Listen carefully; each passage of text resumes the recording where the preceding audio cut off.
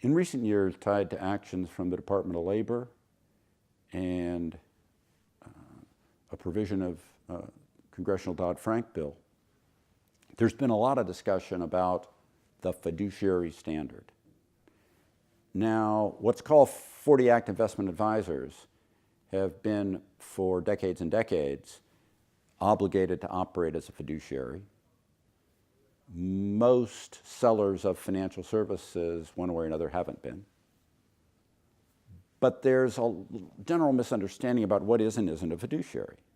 Simply said, a fiduciary, in some simple ways, puts the client's interests first.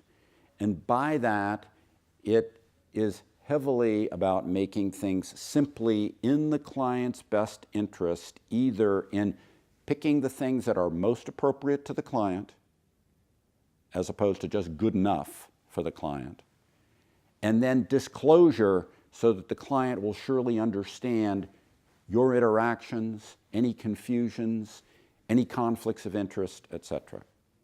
So that the client's interests are put there, not in some respects obscure from the client.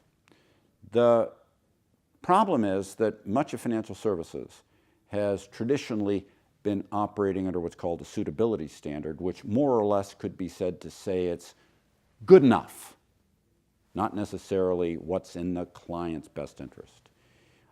Doesn't necessarily clarify for the client, doesn't necessarily clearly depict all of those features I just described, like conflicts of interest. The fact is that the fiduciary standard is a kind of a bright line in the sand. And there's a lot of squabble that has been going on and will continue to go on about how that will be applied more broadly to financial products and services, and I don't know how that'll come out. And I don't believe anybody else does either. Later this year, 2019, the SEC is to opine more on what they think should happen, and I'm not sure how that'll come out.